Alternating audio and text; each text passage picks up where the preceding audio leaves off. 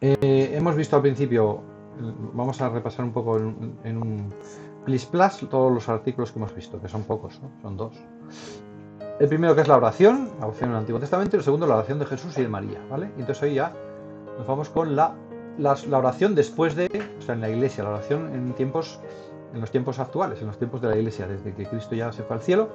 Hemos visto antes cómo rezaba Cristo, cómo rezaba la Virgen y cómo rezan los cristianos. Bueno, entonces, primera pregunta, ¿cómo rezaban los primeros cristianos? La primera comunidad cristiana, ¿qué características tenía su oración? Pues aquí básicamente rezaban asiduamente, es decir, rezaban mucho, ¿vale? Se juntaban para rezar, dice aquí los Hechos de los Apóstoles, dice que acudían asiduamente a las enseñanzas de los apóstoles, a la comunión, a la fracción del pan y a las oraciones. Que rezaban mucho, no iban solamente de vez en cuando a rezar o cuando me sienta, me lo pida el cuerpo, o cuando me sienta a gusto, cuando me sobre tiempo, yo qué sé, ¿no? En mi tiempo libre, pues rezo un poquillo, no, ellos rezaban con mucha frecuencia. De ahí viene en realidad la obligación que tenemos los católicos de ir a misa los domingos y fiestas de guardar. Es decir, porque la oración es necesaria, no es un añadido, no es algo por si no es una pamela, ¿no? No es esto que se pone en las bodas las mujeres, una pamela, ¿no? En plan ya para rizar el rizo, ¿no? No es la guinda, el pastel, es una cosa, es una cosa sin la cual no puede haber vida sobrenatural, no puede haber vida espiritual si no hay oración. Por lo tanto, ellos eran muy conscientes de eso, porque eso lo había hecho Jesucristo. Claro, Jesucristo les había dicho, es preciso rezar siempre y nunca desfallecer, ¿no? Y les había insistido mucho en rezar, les había dado ejemplo, lo vimos en el capítulo anterior, como Jesucristo rezaba preferentemente por la noche, o sea, cuando uno dice, ahora ya nada, ¿no? Pues él seguía rezando, ¿no? No es que solo rezaba por la noche, sino que les llamaba la atención a los discípulos que incluso por la noche rezaba, pero evidentemente durante el día también, ¿no? Entonces, la oración es algo constante, la oración es muy necesario. Entonces, de ahí se deriva que por lo menos, es decir, como no, por lo menos un mínimo, ¿no? Es decir, tiene que haber un mínimo de oración, por eso la misa de los domingos, ¿no? Es decir, es que hay que, si no vas a misa el domingo es que no tienes salvación, ¿no? Como que dice, ¿no? Es que estás perdido. Entonces, por lo menos una oración intensa dedicada a la semana, por lo menos, ¿no? Un encuentro con Dios a la semana, pero eso no quiere decir que sea lo aconsejable. Lo aconsejable es rezar con asiduidad y con mucha frecuencia, ¿vale? Bueno, aquí habla el siguiente punto, habla del Espíritu Santo. ¿Qué pinta el Espíritu Santo aquí, no? La pregunta está que dice, ¿cómo interviene el Espíritu Santo en la oración? Es decir, el Espíritu Santo es maestro de oración. Dios mismo nos enseña desde dentro y el Espíritu Santo, decimos de él, que obra dentro de nosotros esa unión con Cristo. Nos impulsa a unirnos con Cristo. Y ese impulso es esa oración. Y se llama, digamos, esa oración que nos une a Cristo en particular, cualquier oración nos une a Dios, ¿no? Pero la oración que más une con Dios es la que se llama contemplación, ¿vale? Es verdad que aquí en este artículo no se va a hablar de las formas de oración. Este artículo se llama Las formas de oración, ¿eh? Las 4 formas de oración, lo he titulado yo, ¿no? Entonces, estoy compartiendo esto, sí, ¿no? Dice, las 4 formas de oración, pero cuando hablamos de formas de oración, por ejemplo, tradicionalmente se dice, oración puede ser oración vocal, o sea, oración rezada, leída, una oración fabricada, que yo la repito, Padre Nuestro, la de María, oraciones, ¿no? Es lo que se llaman clásicamente las oraciones. El rosario es una oración, porque es una serie de oraciones, ¿no? Eso es lo que se llama oración vocal. Es vocal con V, de vocal de las vocales, pero en definitiva sabemos que vocales vienen también de boca, ¿no? La vocal viene también de llamar. Vocare, vocare, en latín es vocare, es llamar, ¿no? Vocare. Oración vocal que llamamos a Dios con nuestras palabras, ¿no? Con fórmulas, ¿no? Esas son oraciones vocales. Y también se habla de oración mental, que es la que se hace con la mente, ¿eh? Ahora bien, tanto la oración vocal como la oración mental, bueno, también se habla, por ejemplo, de oración meditativa. Oración meditativa es una oración, o meditación, es una oración que utiliza argumentos racionales, es decir, que estoy yo pensando algo, que recurre a pensar, estoy pensando, pienso, por ejemplo, cómo era Jesús, cómo eran sus acciones y por qué hizo esto, voy argumentando, entonces eso es la oración mental, ¿no? O que puede recurrir también a la memoria, ¿no? Es decir, pues yo voy leyendo el Evangelio y me acuerdo y me imagino, también recurre a la imaginación, me imagino que yo estuve allí, si yo estaba allí, lo que habría hecho, lo que habría sentido, o que sentía Jesús, etcétera. Esas son distintas formas de oración, pero no me estoy refiriendo, cuando hablamos aquí, no me refiero a esas formas de oración, sino al contenido, ¿no? Al contenido de la oración por su contenido, tipos de oración por su contenido, no por su forma externa, de si es vocal, si estoy hablando, o si estoy pensando, o si estoy meditando. En ese sentido, la oración más excelsa es la contemplación. Y meditación en cristiano no es igual que lo que se llama la meditación trascendental o meditación budista, ¿vale? El budismo, que se pone de moda actualmente en Occidente a través de la mindfulness o atención plena, es un tipo de meditación que consiste en vaciar la mente. Vaciar la mente. Cuando dicen atención plena, en realidad es desatenderlo todo, no atender a nada, no fijarse en nada, es quedarse en el nirvana, ¿no? En no sentir nada. Hay una cierta confusión cuando se habla de la atención plena. En realidad, el mindfulness, si en cuanto a imitación del nirvana, de la meditación budista que trata de llegar al nirvana, lo que tratan es de desconectarse de la realidad. Es una desconexión, es un abstraerse, un no hacer caso a nada. Eso no es la meditación cristiana. La meditación cristiana no es desconectarse, o por lo menos no es solo desconectarse, porque es conectarse con Dios. Lo importante no es el hecho de desconectar o no desconectar con la tierra o con los sentidos, sino de buscar la conexión con Dios, de hablar con Él, ¿no? De reflexionar sobre Él, de hablarle, ¿no? De vocare, ¿no? De llamarle, ¿no? Por lo tanto, no tiene nada que ver con la atención plena, o la meditación trascendental, o nirvana, o como lo queramos llamar. En definitiva, contemplación es la visión de Dios cara a cara. Contemplación es la visión, es una oración de visión, una oración de contemplación. Contemplar es ver, ¿no? Entonces la oración más excelsa es aquella en la cual no necesitamos argumentos, no necesitamos palabras, no necesitamos razonamientos o imaginación, ¿no?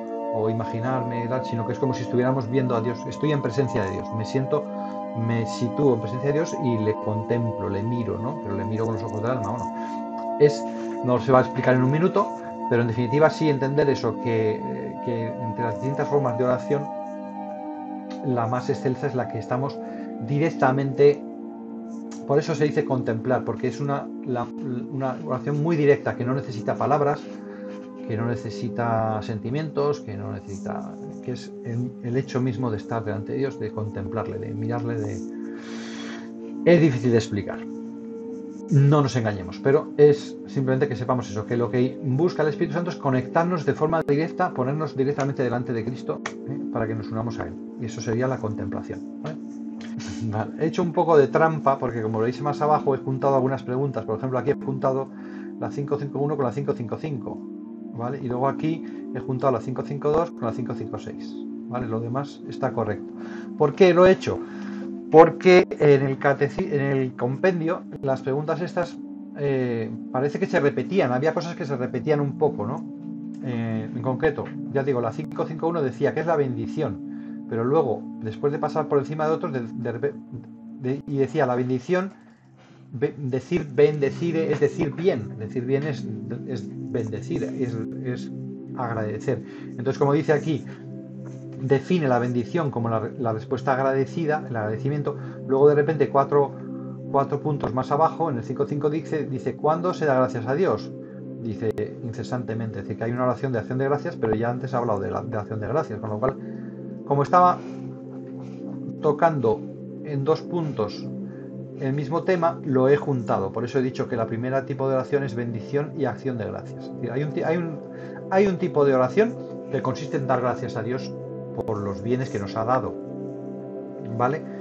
Te doy gracias, pues por lo que sea, por todo.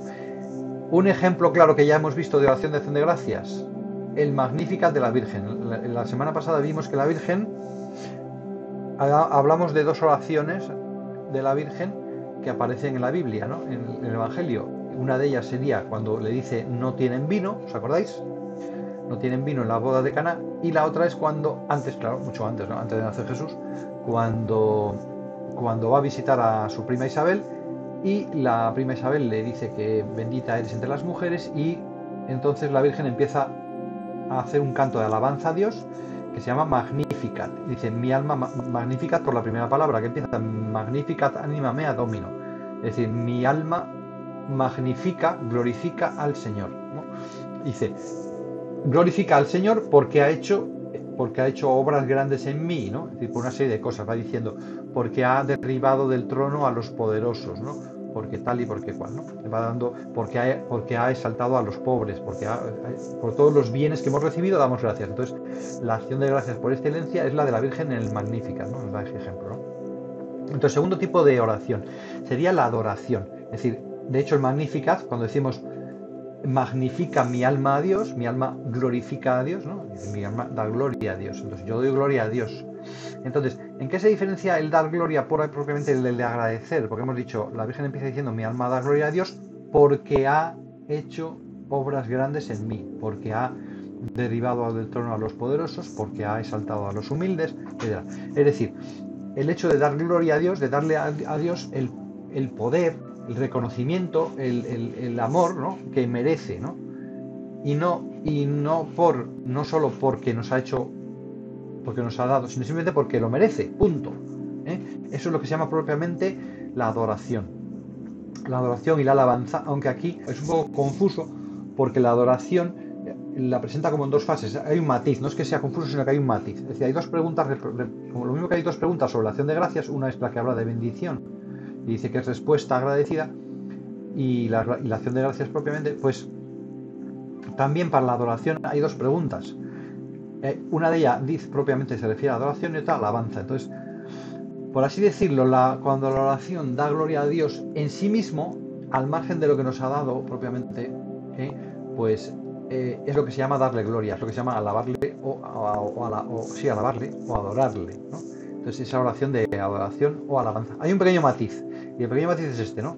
Lo vemos aquí en la pregunta 552, que dice, la adoración es que el hombre alaba a Dios como creador. Es decir, yo me reconozco inferior ante la grandeza de Dios, me reconozco inferior, me reconozco no solamente agradecido, porque eso sería la acción de gracias, sino simplemente yo le doy alabanza, le reconozco su poder, ¿no? Yo me inclino, me adoro, ¿no? Por eso dice adorar.